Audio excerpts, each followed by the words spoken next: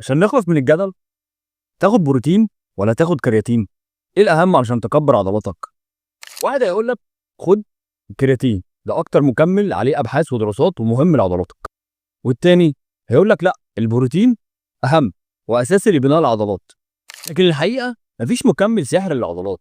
الاهم من البروتين والكرياتين انك تاكل صح وتعمل نظام غذائي مناسب ليك، ولو مش عارف الكوتش بيظبطه لك وتستمر عليه، ويكون عندك صبر وقدره ماديه تمشي عليه لفتره طويله. لو اتعلمت تاكل ازاي وكميات قد ايه، وتظبط النسب بتاعتك من البروتين والكارب والفات، وصبرت على النظام الغذائي ده فتره طويله، ساعتها نبدا نفكر نجيب كرياتين ولا بروتين.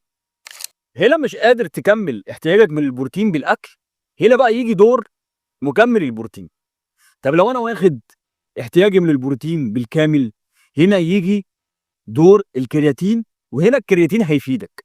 هنا نفهم ان اساميهم سبلمنت، مكملات غذائيه، يعني بيكملوا النقص في نظامك، مش بدائل غذائيه تعتمد عليها من غير اكل مظبوط. مفيش نظام ذات علبه كرياتين او بروتين مش هتحول جسمك للبجرامي.